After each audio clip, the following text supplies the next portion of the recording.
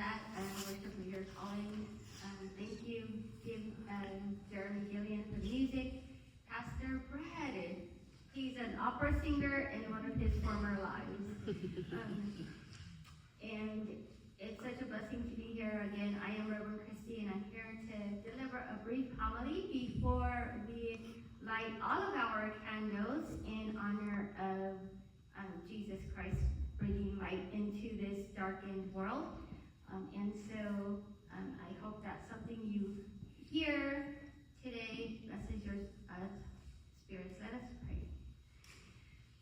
Holy Spirit, breathe on us and speak to us. Speak to us and speak through me. For your servants are listening and need a word of hope, of love, of joy, of peace, of the coming of Christ from you, our Lord and our Redeemer. May the words of my mouth and the meditation of all of our spirits together be acceptable in thy sight, our rock and our Redeemer. Amen. All right. So I named today's sermon, Joy Comes in the Morning. And the reason I named this song this is, you all may know the saying that from Psalm 30, I believe it's Psalm 35, that says, weeping may endure for a night, but joy comes in the morning. And the First Nations translation of the New Testament, which is a translation of the New Testament that is faithful to indigenous, or some people may call them Native American translations of Scripture. And Mary's name in that translation is weeping with tears, right?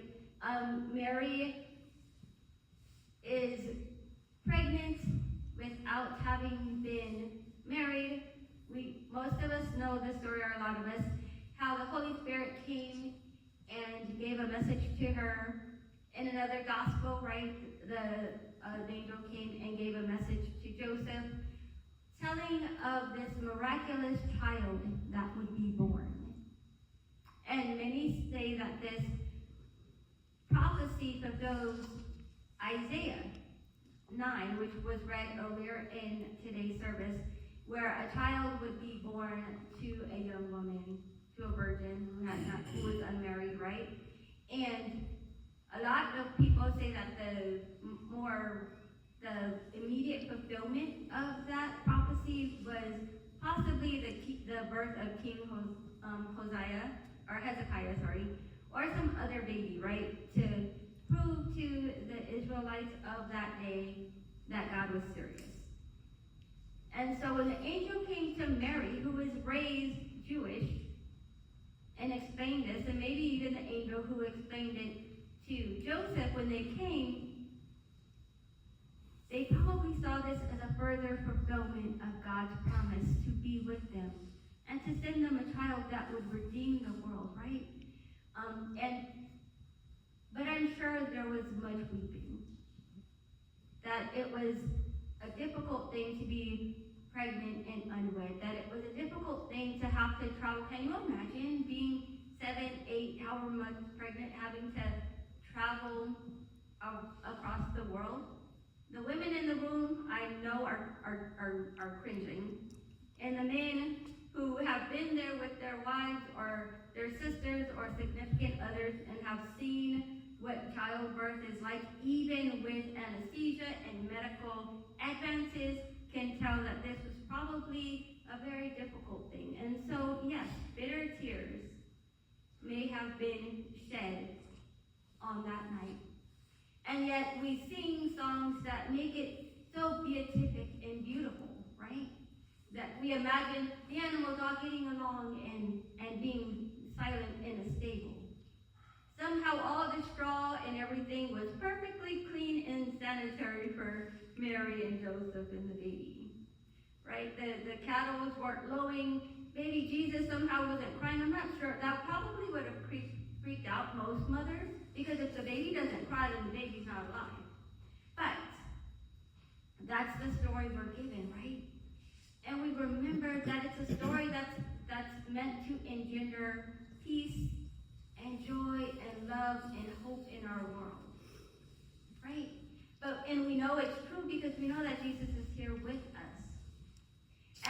know that joy comes in the morning. And so we know that Mary's may have endured some pain, as we may endure some pain, but joy comes in the morning.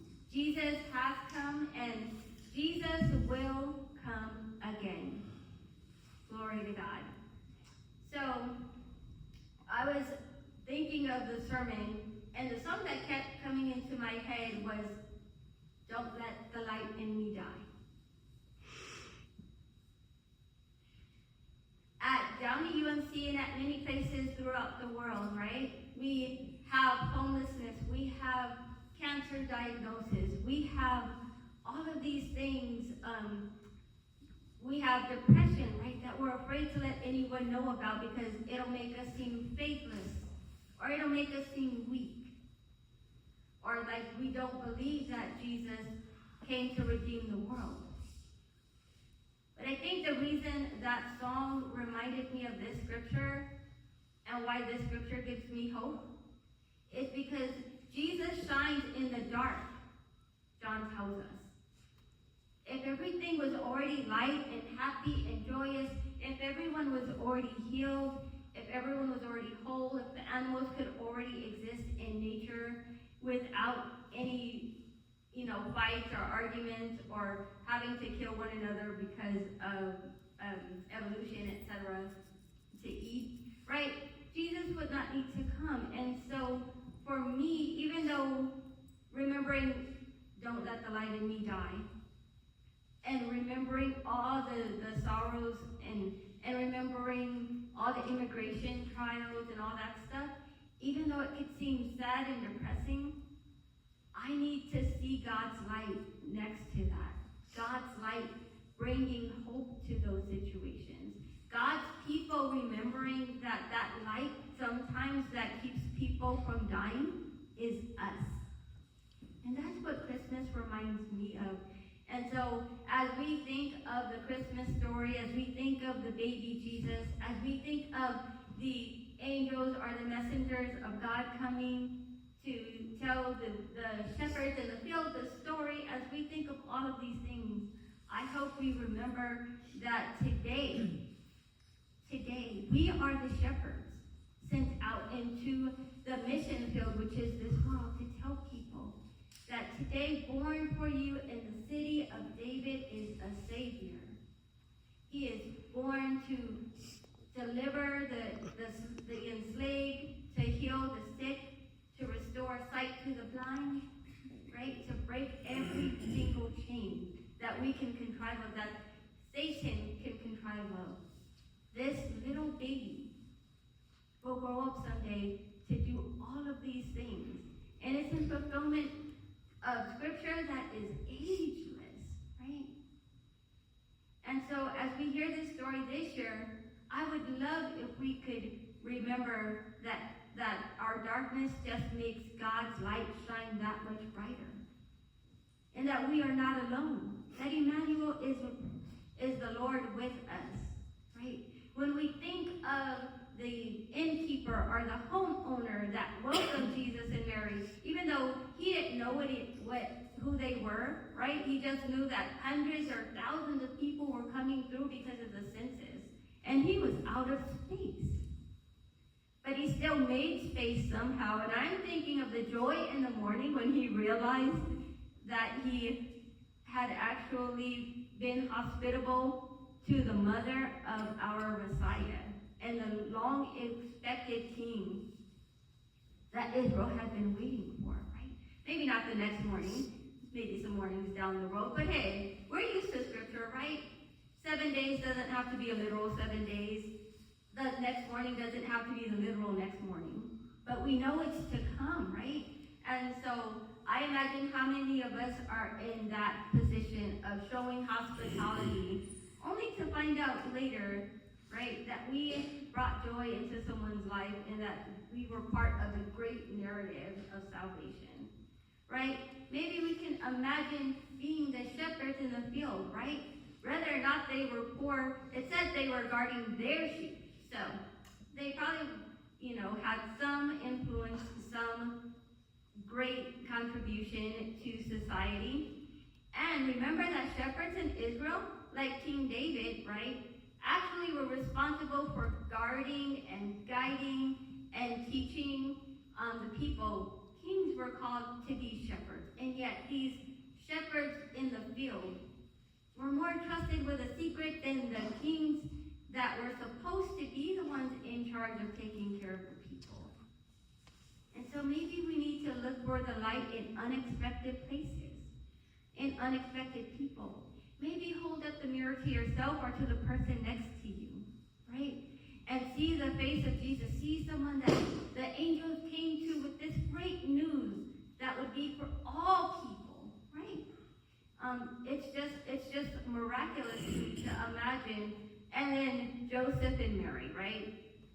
Weeping came in the night, perhaps, and joy came in the morning. Imagine having these shepherds come to you because they heard that you gave birth to Jesus. Oh, that was the promise. And then we'll hear next week, so I won't go into it today, but on Sunday we'll hear about other prophets of Israel's history that came to celebrate the baby Jesus. Right?